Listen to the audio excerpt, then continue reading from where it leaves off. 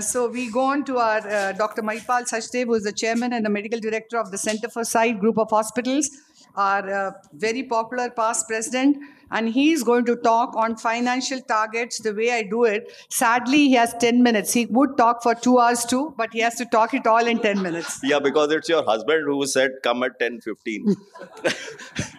Last talk there. Anyway, I think this is the old age wine after the new age daughter gave her gyan. So I am supposed to be talking about financial targets, and again, picking up from where Ritika left, you need to, like in operations, you have to also financially develop a clear financial strategy, and that has to align with your business goals. One thing that we never do, actually, I said this yesterday also, uh, like when you're writing a paper, a manuscript, the easiest thing is to write the material and method and the results. But when it comes next is discussion, but the most difficult thing is the abstract, and still more difficult is to put a one-liner right on top, which is the title of the thing. So similarly, when you are having a business, we're talking in leadership, so I don't mind using the word business, because I don't know, somehow healthcare and business is thought to be disaligned, but I think for anything to grow, it has to be taken as a business venture.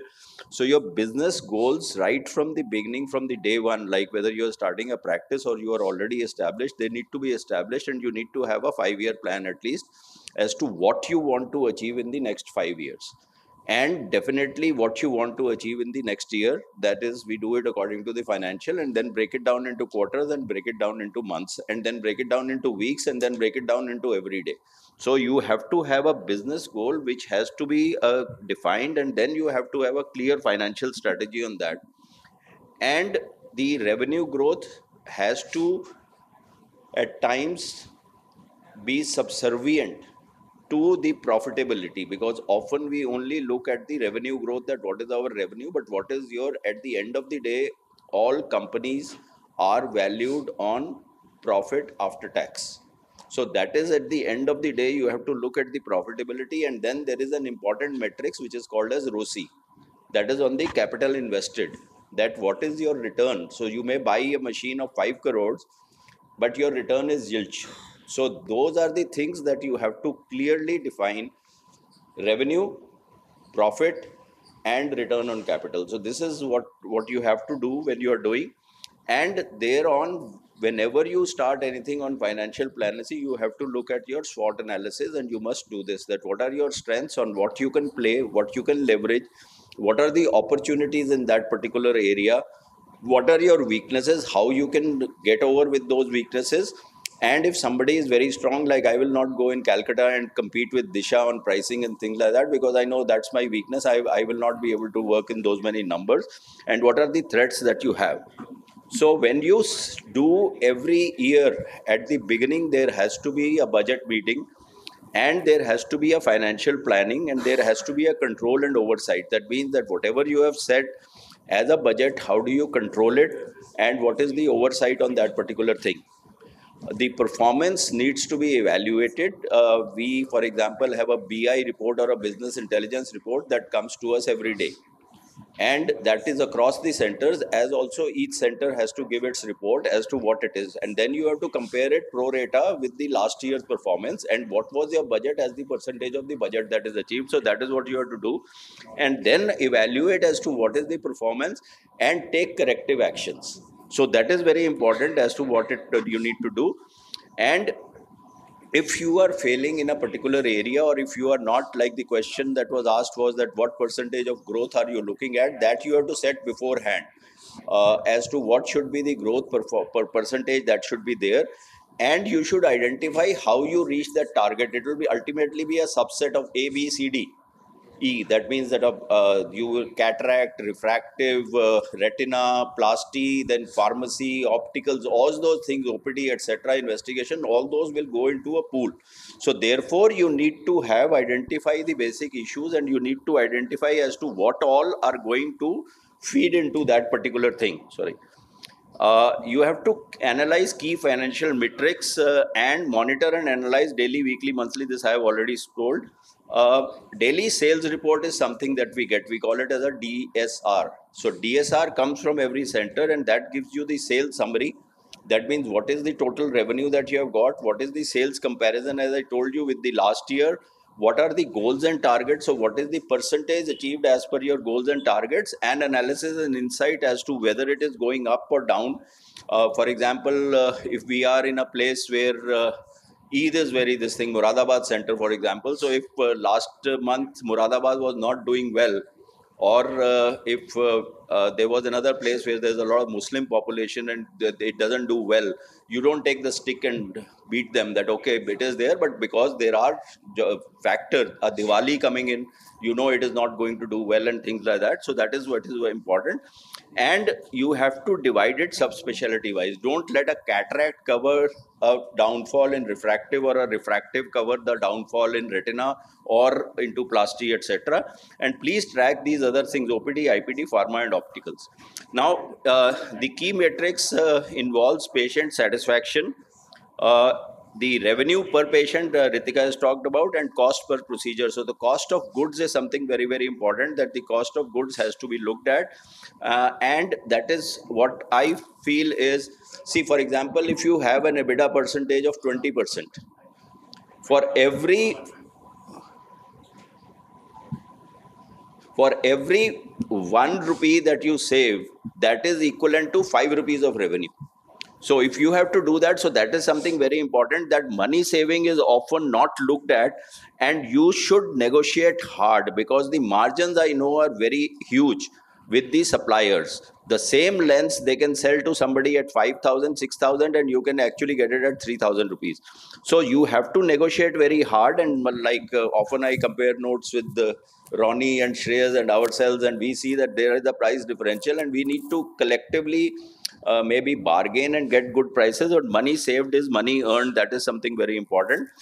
Also, in financial planning, you have to look at the revenue as expanding your services or offering new products. There is always a demand from some other center के sir हमें ये लगा दीजिए, हम ये कर देंगे. तो the point is, there's a center which says कि okay, you get me a femto cataract, we will do wonders. So you have to catch them by okay, fine, what is the thing that you are going to do? It's a toy. I bought 8 femto cataracts, but ultimately I had to shift a lot of them to NCR, because there we are doing 600 plus femtos in a month, because we have got the inflection point in Delhi NCR. But in other places where we had great surgeons, we were not able to convert it. So you have to look at what are the new products and what can be offered, and you have to consider marketing campaigns, partnership, etc., which is important. So when you are looking at the financial, you have to look at the revenue streams, and this is what I've said, that you have to consider at adding new services, increasing prices. We tend to increase our prices by 5 to 6% every year. You have to do that. It should be a given. That not even covers the cost of inflation as things stand today, and we are very hesitant in increasing the prices. But that has, and reducing cost to boost revenue and profit margin should be an ongoing exercise. Often we do not look at reducing the cost, and what we have to do is that whatever you are offering with new technology coming in the service industry, you have to expand these services, whether geographically or adding new novelty products which is there. This is a different talk altogether, but I was just talking to Hemant Murthy in Bangalore, and he said our work has doubled after we tied up with I Foundation. So the point is that collaborations are win-win, and that is going to be the future of any healthcare industry as things are. So that's something we have to talk about. Then you have to also look at cash flow. Please do a cash flow management, that you have to write what is money coming in, what is the loan you have taken, what is the interest to be paid, what is the principal amount to be paid, and you have to make a chartered accountant do a cash flow which has to be there. And finally, I would say that you need to invest in technology. Without technology, you will not be able to be the leaders in the market. And because technology is very high tech and it is delivering, therefore you have to keep on investing, and you need to seek external advice. We are not the masters of everything. You need to seek advice for financial experts, HR experts, for people who are marketing, branding, etc., etc. IT. You have to have. You don't think that you can do anything. Maybe I could do everything when I started practice in 1996, but the way the world has evolved today, you have to have expert advice, and they are costly. So that again for a single practitioner may not be something that is possible. So friends, to sum up, I would just say that financial planning is very, very important. We do not, in the midst of our clinical work, we do not look at financial planning. That has to be given time, and you have to look at that. And you have to remember that hitting financial target is nothing wrong. It is something which is imperative. Like when your children go, you tell them you have to score, whether you tell them or not, but you're there competing and you need to have a score that they get. So similarly, you have to have a target which is there. Remember that hitting financial target is a continuous process. You need to keep on updating, maybe change your targets, up them or down them depending upon realities, require constant monitoring, evaluation and adjustments, and it may take time to see the results, but by focusing on these strategies you can increase your chances of success. And financial targeting is something which is important, and you need to actually hit bang on. Big companies declare that this is going to be our revenue and this is going to be our EBITDA, and if they underperform, they are bashed up in the stock exchange. So you have to have targets, and you need to ensure that those targets are realistic and they are met. So that is nothing wrong, and that is what needs to do. And that's where I will wish to say thank you very much for giving me this opportunity. Thank Dr. you, Chitra. Thank you. Dr. Mahipal. Just one question to be answered as a single line. When do you think you have ideal way of break even for a new center you've started? Do you set a time frame or? So basically, the time frame has changed over time. It used to be 24 to 30 months. Now it is down to 18 months. And in Delhi NCR, where we have a large brand value, it is down to 6 months. Okay. So therefore, it is going to be different in different geographies. What you are doing, whether it's a hub or a spoke or a super center, there are centers in 3 months which have broken even, but that's location of the place. Location of the place, the services, the size, the scope, the rental. Rental is one big thing. Yeah, Devashish. Yes. When would you think that this is not going to work? Yeah. Everything is going to work. I think I have made mistakes of shutting down few centers because we wanted to do an IPO and we wanted to stop our bleeders. But I'm sure that had I stuck on there, like Hyderabad bled me for 26 crores. 26 crores is not, including the investment that I have. But today we are making, because it was main pegs were oncology and retina. And they are never the revenue spinners. Revenue spinners has to be cataract and refractive. Since the focus has changed now, this thing is staying. We are making profits every month. And so I think if you stay there long enough, all centers, because this is word of mouth works, all will break even. But maybe if it's not working in about 3 years' time, you could think of maybe shutting it down. So important message to our young audience, that you don't think about this break even and all that. You keep working hard, keep showing results, keep taking them forward. In any corner of the world, you will win.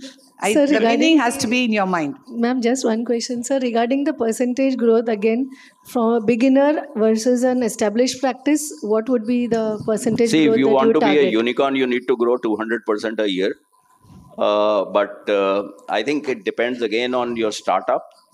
If your base is low, if I am doing 20 lakhs of revenue per month and I want to go to 40 lakhs, that's not a problem. But if I am doing 7 crores of revenue a month, going to 20% would be 1 crore 40 lakhs. So basically percentages at times are fallacious.